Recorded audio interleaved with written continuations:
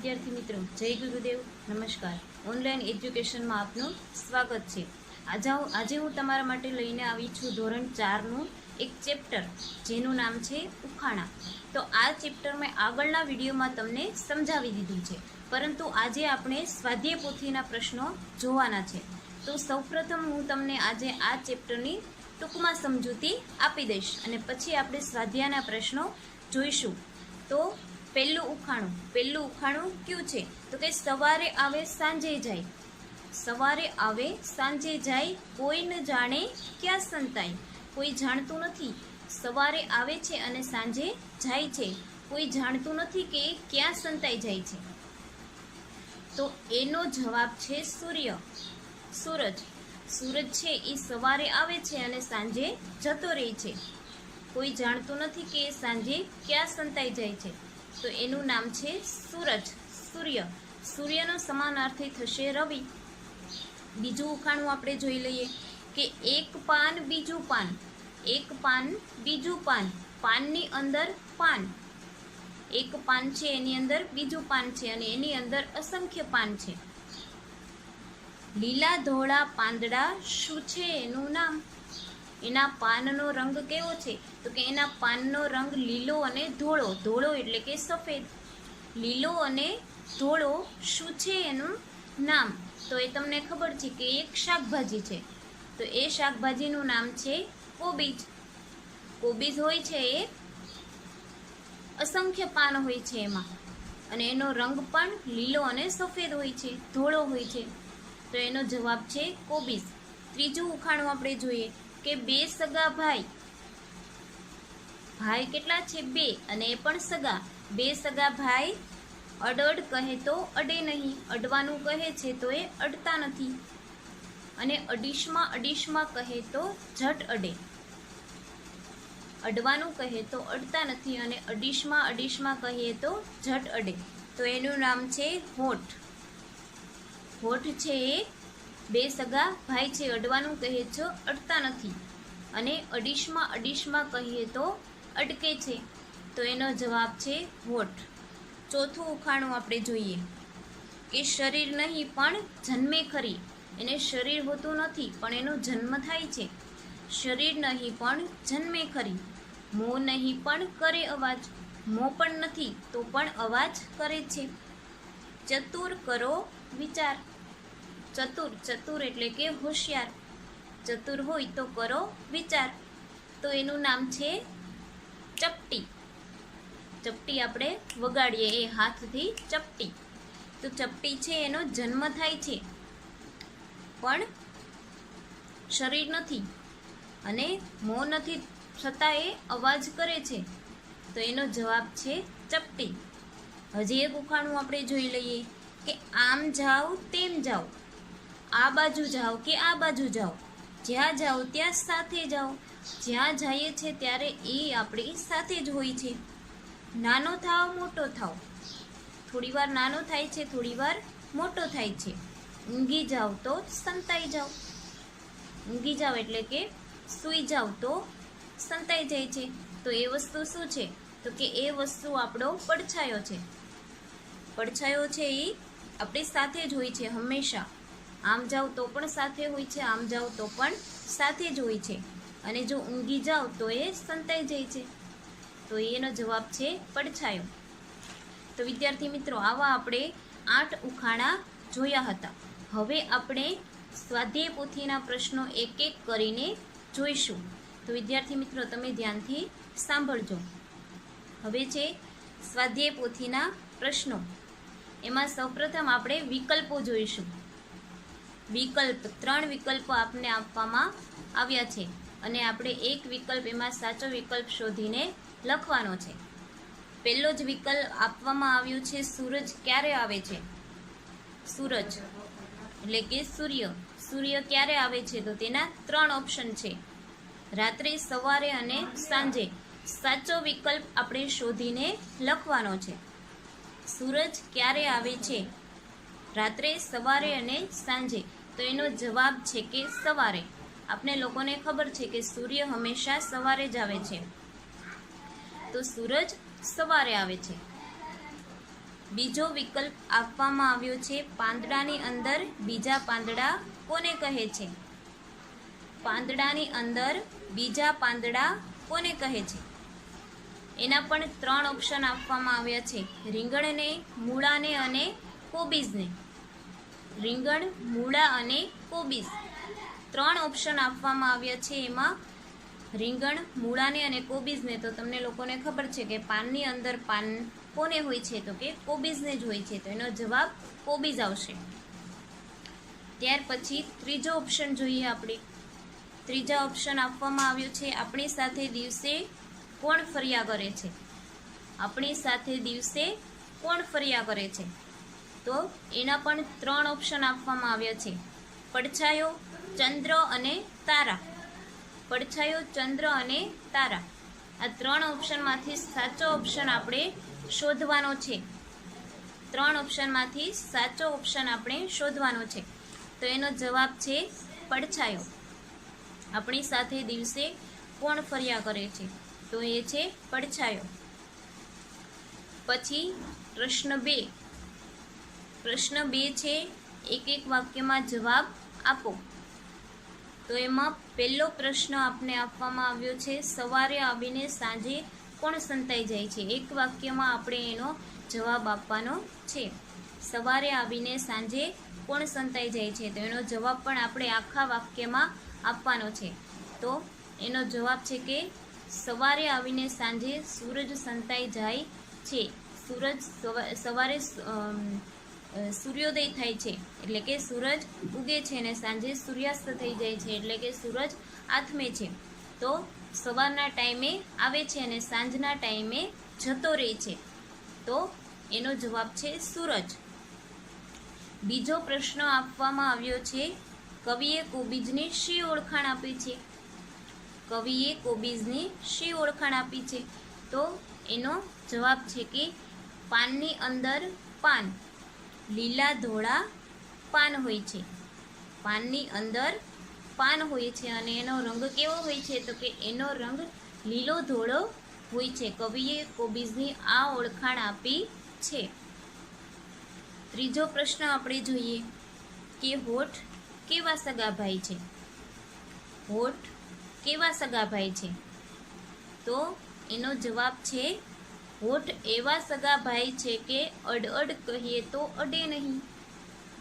અડવાનું કહીએ તો અડે નહીં, એટલે કે અડ કહીએ તો એકબીજાને અડતા નથી, અને અડીશમાં કહીએ તો એકબીજાને ઝટ અડે છે. હોઠ એવા સગાભાઈ છે. એના પછીનો ચોથો પ્રશ્ન આપવામાં આવ્યો છે, મોં ન હોવા છતાં અવાજ કોણ કરે છે? ઉખાણામાં આપણે જોયું ને કે મોં એને હોતું નથી પણ છતાં અવાજ કરે છે. તો મોં ન હોવા છતાં અવાજ કોણ કરે છે? તો એનો જવાબ છે ચપટી. જે ચપટી આપણે હાથથી વગાડીએ છીએ, ચપટીને મોં હોતું નથી છતાં એ અવાજ કરે છે. તો આખા વાક્યમાં આપણે જવાબ એનો આપવાનો રહેશે કે મોં ન હોવા છતાં અવાજ ચપટી કરે છે. હજી એકવાર રિપીટ કરી દઉં કે મોં ન હોવા છતાં અવાજ ચપટી કરે છે. એના પછીનો આપણે જોઈએ પાંચમો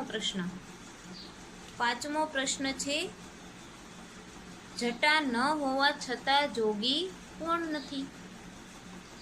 જટા ન હોવા છતાં જોગી કોણ નથી? જટા એટલે કે વાળ. જટા એને નથી છતાં એ જોગી નથી. તો નાળિયેરને જટા હોવા છતાં તે જોગી નથી.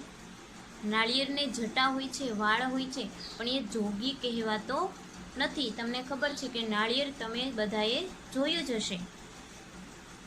તો નાળિયેરને જટા હોવા છતાં એ જોગી નથી. જોગી એટલે કે સાધુ, વૈરાગી. જોગીનો સમાનાર્થી થશે, બે સમાનાર્થી થશે. જોગી એટલે કે સાધુ અને વૈરાગી.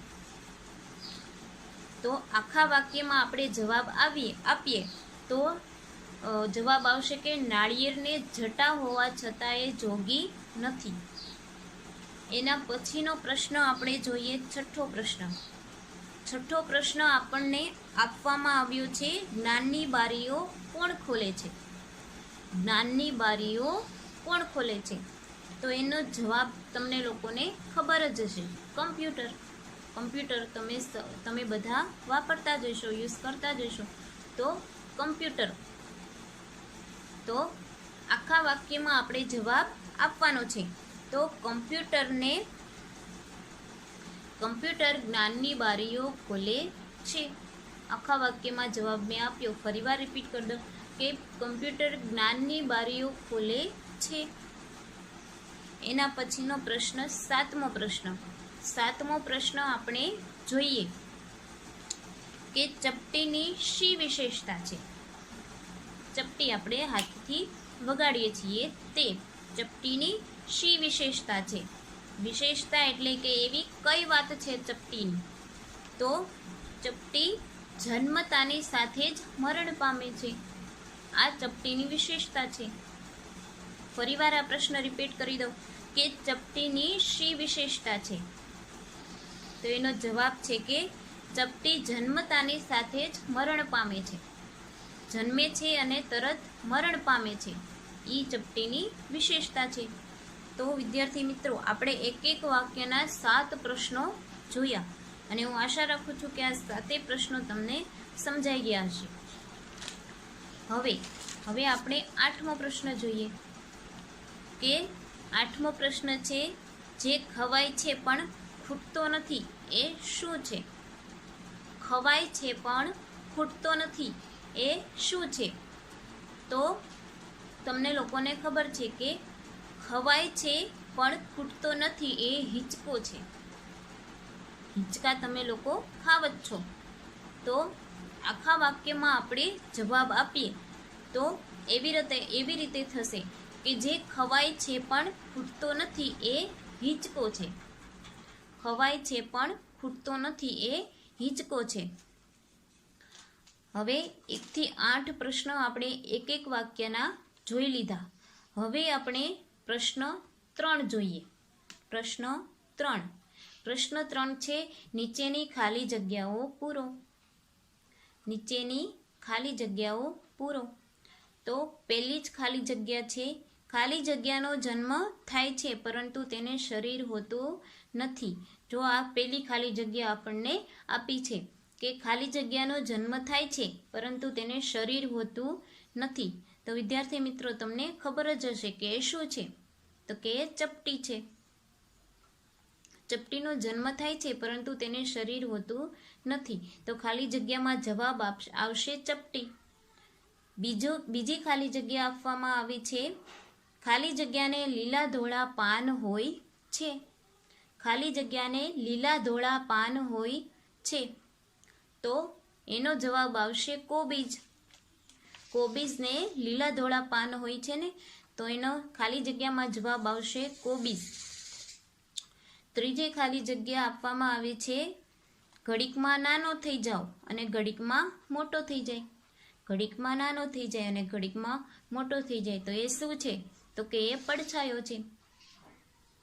હજી એકવાર રિપીટ કરી દઉં કે ખાલી જગ્યા ઘડીકમાં નાનો થઈ જાય અને ઘડીકમાં મોટો થઈ જાય. તો એ ખાલી જગ્યામાં આવશે પડછાયો. પડછાયો થોડીવાર નાનો થઈ જાય છે અને થોડીવાર મોટો થઈ જાય છે. ચોથી ખાલી જગ્યા આપી છે, ખાલી જગ્યાને 3 આંખ છે પણ એ શંકર નથી. હજી એકવાર રિપીટ કરી દઉં કે ખાલી જગ્યાને 3 આંખ છે પરંતુ શંકર નથી. તમને લોકોને ખબર છે કે શંકર ભગવાનને 3 આંખ હોય છે, એક વચ્ચે પણ આંખ હોય છે. તો ખાલી જગ્યાને 3 આંખ છે પણ શંકર નથી. તો આ ખાલી જગ્યામાં આવશે નાળિયેર. નાળિયેર, તમને લોકોને ખબર છે કે નાળિયેરને 3 આંખો હોય છે, જેવી રીતે શંકરને હોય છે. તો ખાલી જગ્યામાં નાળિયેર આવશે. તો આ હતી આપણી 4 ખાલી જગ્યાઓ. હવે પ્રશ્ન 4 જોઈશું. પ્રશ્ન 4માં આપણને ખરા ખોટા આપેલા છે. નીચેના વાક્યોમાંથી ખરાની સામે સાચાની નિશાની કરો અને ખોટાની સામે ખોટાની નિશાની કરો. તો પહેલું જ આપને વાક્ય આપવામાં આવ્યું છે, નાળિયેરને જટા હોય છતાં એ જોગી નથી. નાળિયેરને જટા હોવા છતાં એ જોગી નથી. તો આ રોંગ છે કે રાઈટ છે? નાળિયેરને જટા હોવા છતાં એ જોગી નથી, તો એ રાઈટ આવશે. એનો જવાબ આવશે રાઈટ, એટલે કે સાચું.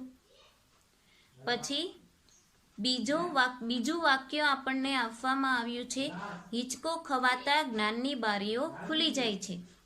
હિંચકો ખવાતા જ્ઞાનની બારીઓ ખુલી જાય છે. તો આ વાક્ય સાચું છે કે ખોટું એ તમારે વિચારવાનું છે. હિંચકો ખવાતા જ્ઞાનની બારીઓ ખુલી જાય છે.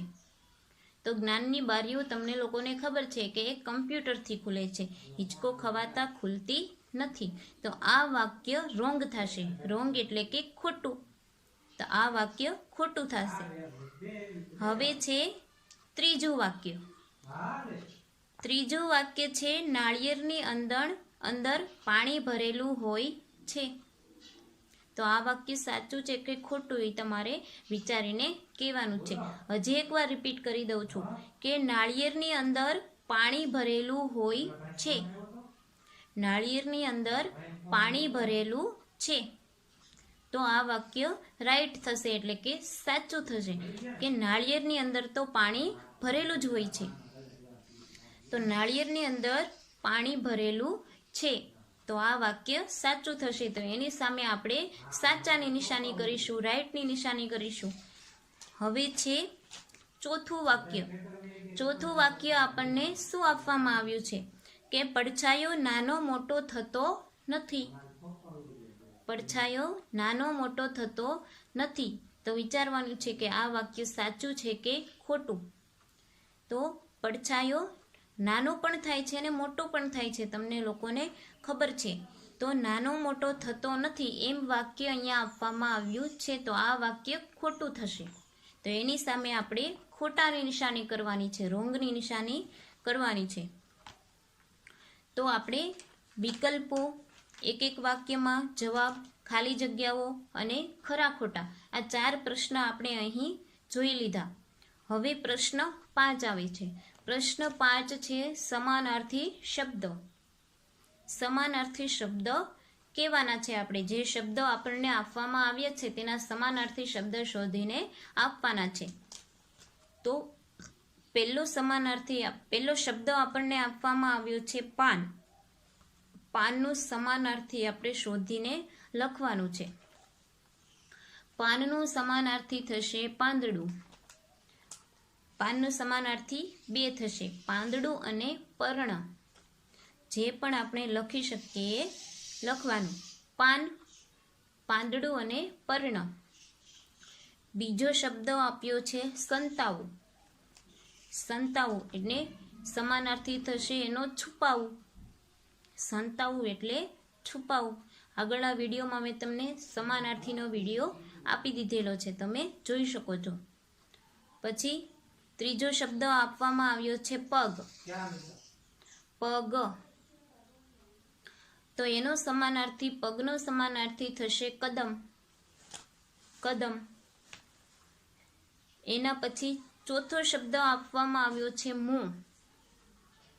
તો મોંનો સમાનાર્થી થશે મુખ. મુખ. મોં એટલે મુખ. એના પછી 5મો શબ્દ આપ્યો છે વૃક્ષ. વૃક્ષ. તો વૃક્ષનો સમાનાર્થી થશે ઝાડ. ઝાડ. છઠ્ઠો આપણને શબ્દ આપવામાં આવ્યો છે દુનિયા. તો દુનિયાનો સમાનાર્થી થશે જગત. દુનિયા તો જગત. તો હજી એકવાર હું તમને બધા જ રિપીટ કરી દઉં. પાન તો પાંદડું અથવા પર્ણ. સંતાવું, સંતાવું એટલે છુપાવું. પગ, પગ તો કદમ. મોં, મોં તો મુખ. વૃક્ષ, વૃક્ષ તો ઝાડ. દુનિયા તો જગત. દુનિયા તો જગત. તો આપણે 1 થી 6 સમાનાર્થી શબ્દ જોયા. તો હવે પ્રશ્ન 6 આવે છે. પહેલા સમાનાર્થી શબ્દ જોયા, હવે પ્રશ્ન 6 માં આપણે વિરુદ્ધાર્થી શબ્દ જોવાના છે. તો વિરુદ્ધાર્થી શબ્દ, વિરુદ્ધાર્થી પણ આપણે એક શબ્દ આપવામાં આવ્યો છે અને તેનો વિરોધી શબ્દ આપણે શોધીને લખવાનો છે. તો પહેલો શબ્દ આપવામાં આવ્યો છે જ્ઞાન. જ્ઞાન, તો જ્ઞાનનો વિરોધી થશે અજ્ઞાન. ઉલટો અર્થ આપણે આપવામાં આવ્યો છે. તમને લોકોને ખબર છે કે વિરોધી શબ્દ એટલે શું? તો કે વિરોધી શબ્દ એટલે કે જે શબ્દ આપવામાં આવ્યો છે તેનો ઉલટો અર્થ. તો જ્ઞાન, જ્ઞાનનો વિરોધી થશે અજ્ઞાન. બીજો શબ્દ છે ચતુર. ચતુરનો વિરોધી થશે ઠોઠ. ચતુર એટલે કે હોશિયાર. તો ચતુરનો વિરોધી થશે ઠોઠ. ત્રીજો શબ્દ આપવામાં આવ્યો છે ઉત્તર એટલે કે જવાબ.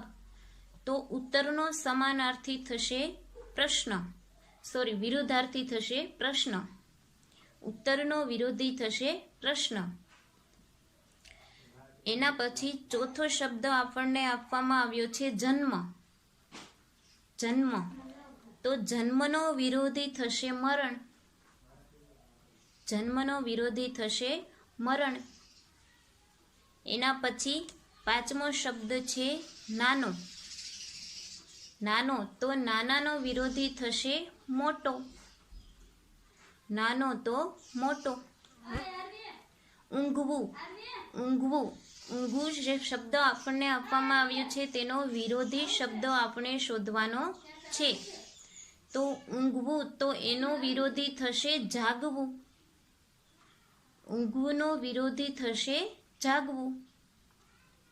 તો આપણે 6 વિરોધી શબ્દ જોઈ લીધા. હવે હું તમને આ વિરોધી શબ્દ એક વખત રિપીટ કરી આપીશ. તો પહેલો શબ્દ છે જ્ઞાન. જ્ઞાનનો વિરોધી થશે અજ્ઞાન. એના પછી ચતુર, તો ચતુરનો વિરોધી થશે ઠોઠ. ત્રીજો છે ઉત્તર, તો ઉત્તરનો વિરોધી થશે પ્રશ્ન. એના પછી ચોથો શબ્દ આપણને આપવામાં આવ્યો છે જન્મ. તો જન્મનો વિરોધી થશે મરણ. જન્મ થાય છે તો એનો વિરોધી થાય મરણ થાય છે. પાંચમો શબ્દ છે નાનો. નાનો તો મોટો, તો નાનાનો વિરોધી થશે મોટો. એના પછી છેલ્લો શબ્દ ઊંઘવું. તો ઊંઘવુંનો વિરોધી થશે જાગવું. ઊંઘતા હોય છે તો એનો વિરોધી જાગતા હોય છે. તો આ 6 આપણે વિરોધી શબ્દ જોઈ લીધા.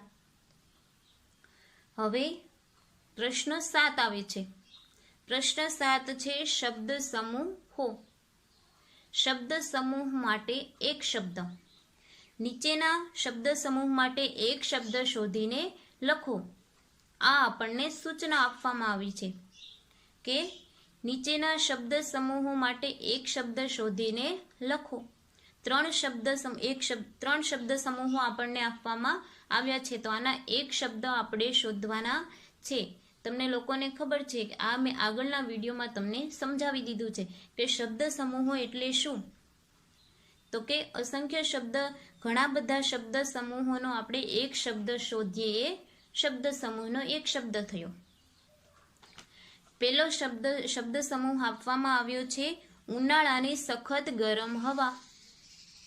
ઉનાળાની સખત ગરમ હવા. તમને લોકોને ખબર છે કે ઉનાળામાં ખૂબ જ ગરમી પડે છે અને હવા પણ કેવી હોય છે? ખૂબ જ ગરમ હોય છે, સખત ગરમ હોય છે. તો ઉનાળાની સખત ગરમ હવા. તો એના માટે આપણે એક શબ્દ શોધીએ તો એનો એક શબ્દ થશે લૂ. ઉનાળાની સખત ગરમ હવા, તો એ થશે લૂ. બીજો શબ્દ સમૂહ આપણે જોઈ લઈએ. બીજો શબ્દ સમૂહ છે 3 આંખ વાળું. 3 આંખ વાળું એટલે કે ત્રિનેત્ર. એનો એક શબ્દ થશે ત્રિનેત્ર. 3 આંખ વાળું, તો ત્રિનેત્ર. ત્રીજો શબ્દ સમૂહ છે 4 પાયા વાળું એક જાતનું આસન. 4 પાયા વાળું એક જાતનું આસન. તો એને આપણે કહીશું બાજઠ. બાજઠ, બાજઠ. 4 પાયાવાળું એક જાતનું આસન, તો એ થશે બાજઠ, બાજઠ. બરાબર છે. તો વિદ્યાર્થી મિત્રો, આપણે આ 3 શબ્દ સમૂહ માટે એક શબ્દ જોયા.